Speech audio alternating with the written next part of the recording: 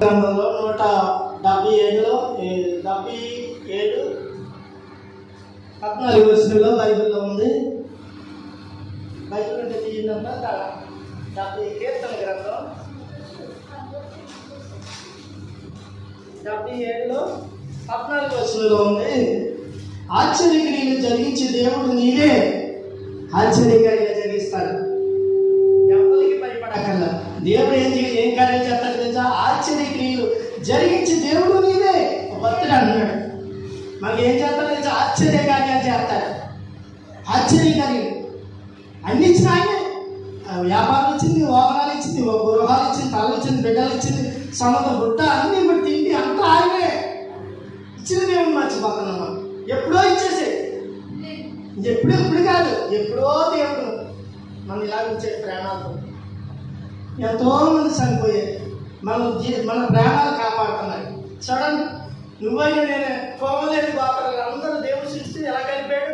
ఎక్కడైనా దేవుడు పొగలేని గోత్రాలు అందరూ దేవుడి ప్రజలు. హల్లెలూయా, దేవుడి ప్రజలు. కానీ దేవుడు ఆశ్చర్యక్రియలు జరిగిస్తాడు. చిన్న సమస్య ఆశ్చర్యకార్యం, చిన్న మాట పెట్టుకో, ఆ మాట కార్యాలు జరిగితే దేవుడు ఆశ్చర్యకార్యం జరిగిస్తాడు. నీవే దేవుడు అంటున్నాడు. మరి ఏమనాలి? ఆశ్చర్యకార్యం జరిగించి దేవుడు నీవే. ఎవరికైనా మనం కూడా అనుకోవాలి. నువ్వు అనుకోవాలి, నేను అందరం ఆశ్చర్యకార్యం జరిగిస్తాడని మన ఇంటికాడ చిన్న ప్రార్థన. మనం ఎవరు కాలే అనుకోవాలి, ఎవరి కాలే అన్నాడు. అవి దావీదు ఏమంటాడు? ఆశ్చర్యక్రియలు జరిగించి దేవుడు నీవే. దావీదు ఎక్కడ ఉన్నాడు ఒకప్పుడు? దావీదు ఎన్నో శ్రమలు. దావీదు శ్రమలను తీసుకొచ్చి గొర్రెలు కాకుంటే దావీదుని తీసుకొని రాజు చేశాడు. అమ్మ మొహం పెట్టుకోకపోతేనే మీరు మొహం పెట్టుకో. వాక్యం వినాలి. ఎన్నో సాతాను దుష్టుడు చూసారా? ఇది దేవుని అంటాడు. అక్కడ బయటకి కడుక్కో, ఇక్కడ ఏముంది?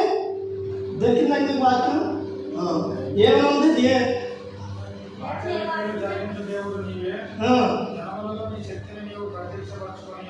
ఆమేన్. జన్మల్లో చూసారా? జన్మలలో నీ శక్తిని నీవే ప్రత్యక్షపరచుకున్నాను. ఇప్పుడు ఎన్నాళ్ళంటే ఆ శక్తి అవ్వదు. నేను పాట పాడిన శక్తి అవ్వదు. జన్మల్లో నువ్వు జన్మంలో ఇప్పుడు ఎవరు ఉన్నా లేకపోతే నిలబడుతుందా లేదా? ఒక శక్తి మనసులోకి వచ్చి చూడండి కనుపరుచుకున్నాడు, ప్రత్యక్షపరచుకున్నాడు. నేను కూడా కదా పాటలు నాయా. ఆ శక్తి ఎవరు ఇచ్చారు? చిన్న ప్రార్థన చేసి సాధించే దడవుతుంది, మోకరించదు, గుంపట్లు వస్తాయి. కానీ శక్తి కనుపరిచి ఒక ఎత్తిని చూడండి, ఆ దేవుడు జనంలో శక్తిని ఒక ఎత్తిని వారికి అనేక మందికి వెలిగిస్తాడు. హల్లెలూయా, వెలిగించాడు. ఇప్పుడు వెలిగించాడు. ఆయన ప్రత్యక్షం అయ్యాడు. అందరినీ ఎలాగ మనం ఎలగాలి. నీ మీదకి వచ్చింది ఆయన శక్తి నీ మీదకి రావాలి. నేను ఇంటి కట్టుకుని వెళ్ళాలి. ఆ శక్తి మన వ్యాపారం ఇంటి కట్టుకోవాలి. ఎవరు ఆడలేదు కాదు, ఎవరికి చూడదు. ఎవరికి శక్తి వస్తుందో వాళ్ళు వాడబడతారు. హల్లెలూయా, ఎవరికి శక్తి వస్తుందంటే ఎవరికి శక్తి వస్తుందో వాళ్ళు వాడబడతారు. ఆ ఆత్మ నీ మీదకి వస్తుంది. నాలో ఉన్న ఆత్మ నీ మీదకి వస్తుంది. నువ్వు సిద్ధంగా ఉండాలి. ఇందాక మళ్ళీ అవన్నీ జరిగించిన క్రియ ఎవరో దేవుడే, మనం కాదు. నేనెవరో పట్టాలి, నేనేమో చేద్దాన్ని. మనం ఇచ్చున్నామని ఏది చెయ్యాలన్నా దేవుడే మొత్తం జరిగిస్తున్నాడు. నీ ఆశ్చర్యక్రియ జరిగిస్తాడు. కొంచెం మనసు పెడితే మనకి ఎంత కష్టపడ్డా మన వల్ల కాదు. మనం ఎన్నో తంటలు పడతాం, ఎన్నో దేశాలకు వెళ్తాం. కానీ దేవుడైతే ఉచితంగా చేస్తాడు. కాదు హల్లెలూయా, ఉచితంగా ఆయన కార్యాలు అలాంటి. ఇంకా ఇక్కడ చూడండి, అక్కడే కార్యాలు. ఇక్కడ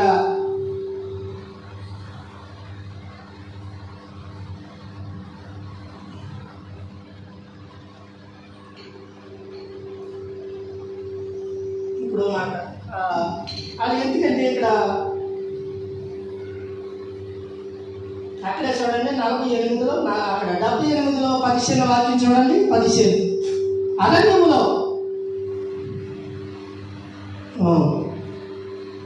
78లో 15వ వచనం అక్కడే చూడండి. పైన ఉంటుంది, అరణ్యములో ఆయన బండలు చీల్చి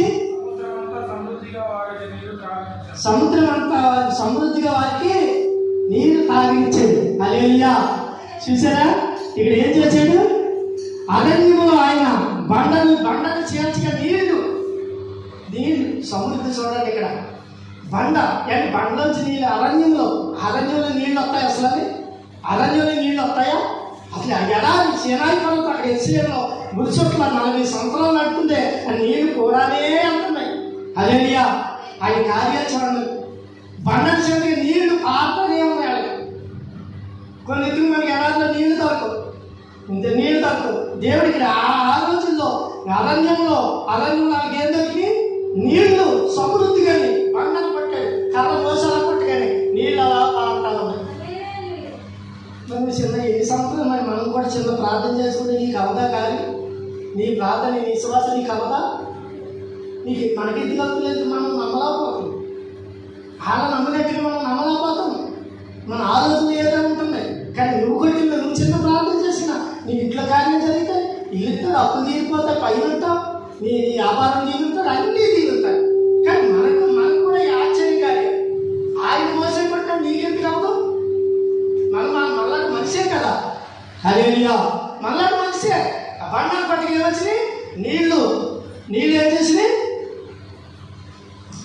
ఆ సముద్రం అంతా సమృద్ధిగా వారికి నీరు తాగనిచ్చాడు.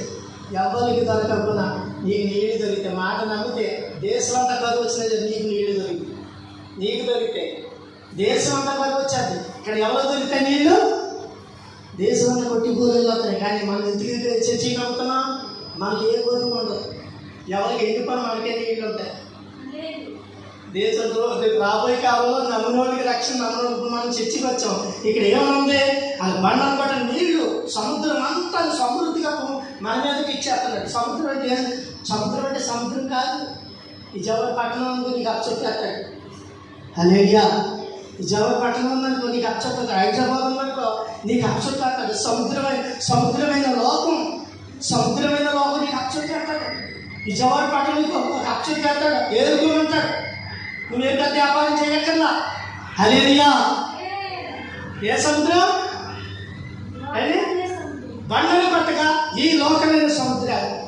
జవడంలో ఒక సముద్రం, హైదరాబాద్ తరగని సముద్రం. అందులో ఎంత సంపాదన ఉంది? మళ్ళాటికి ఏరుకోమని